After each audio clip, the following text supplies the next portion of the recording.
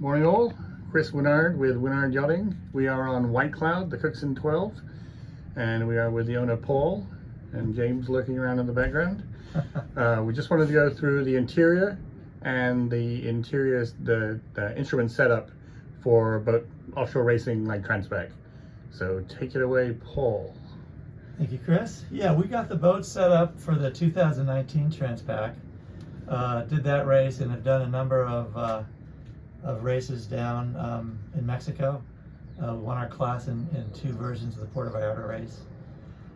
Anyway, so we got the boat sort of rigged for offshore racing with as much sort of safety and speed as we could muster. So in terms of the systems, we've got the B&G 5000 system.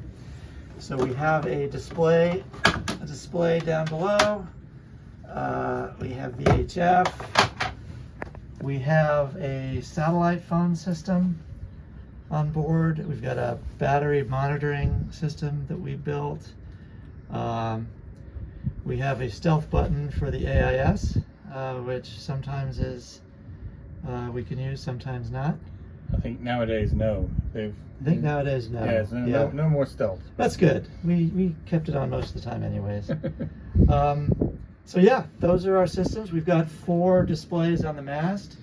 We've got 2 screens in the cockpit. So those displays are Garmin's, but those were integrated by Artie Means. Artie Means did all of the electronics, and Artie felt that the Garmin displays were better than B&G because they were brighter. And I think we found that to be the case, that they're remarkably good displays, both in bright daylight and at night.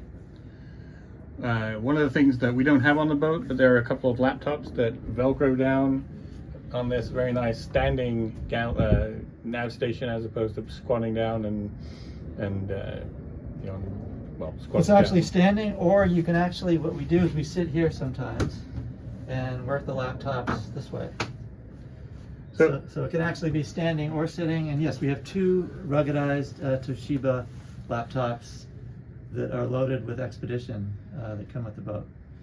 In addition to the nice opening ports here, which are very nice for a hot offshore race. I looked at these things, I know what they are, but just explain what you use this for.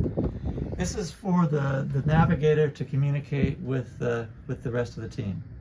So the navigator will do his magic here, and he'll say, steer this course until you see this change in the wind, then either wake me up or steer that course. So it's just a very efficient way for the navigator to communicate with the rest of the team and let the navigator get some sleep along the way. And navigators tend to be a little, grumpy. The other thing, there's another one of these whiteboards up here, and I'm assuming that's for just crew notes. And yeah, that's for crew notes, and we'll keep track of how we're doing in the race. So we'll sort of, as a motivator, keep track of our standings. So one of the nice things about this boat for offshore racing, it's already set up in West Coast offshore racing in particular, with pipe berths set up. How do you run this pipe berth?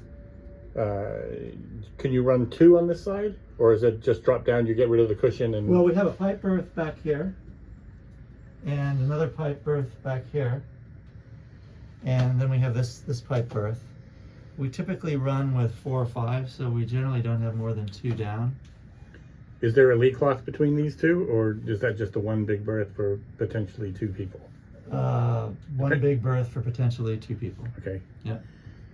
We got a nice galley, propane, easy access to the engine, right? You can that thing just rolls off. Yeah, it just slides right back, and the engine is right there. You got a galley, which you're not really going to use for offshore, but for Catalina cruising, you have this nice little salon, and you have a bona fide forepeak up there. It's full of sails, race sails right now, but in cruise mode, you could do that. You got your head around the corner. Head around the corner with quite a bit of privacy, even without a door. We have a story on the door during an early race that I was new to the boat. I got stuck in the head, and I kicked the door off the hinges, and we just We just decided it worked well without it. There's something to be said about a soft door. Yeah, exactly. Nice line. This is another nice feature. You have a big gear. Yeah, the line locker is great, and it drains down to the bilge. One of the other nice things from a weight standpoint and a crew organization standpoint, do you allocate one of these for each crew, or each crew? I generally take two, but otherwise each crew takes one, and we just put their name here on tape, and it's a great way to organize things. And it's light, and they're on both sides. Yep. Plenty of storage. Probably is that where you put food as well? No, generally we put food sort of under the seats, and just in boxes down low. How useful or handy were those opening ports when it got really warm? Fantastic. We'd open the ports. We had some plug-in fans that we'd use, and really a lifesaver. As you can also see there's two big quarter berths here for cruising. One of the questions I was asked, and maybe you can explain this, is what are the bungees for on both sides? The bungees are for putting your shoes when you're crawling into your berth. So you can put your shoes there, crawl into the berth, and then when you're coming out, you've got your shoes right there ready to go. Brilliant. That is brilliant. That's another one of the James ideas. So I've seen that on a couple of boats, and I was wondering. Yeah. Now I know. Yeah. We have this is basically the safety layout. It's the safety layout. Yeah.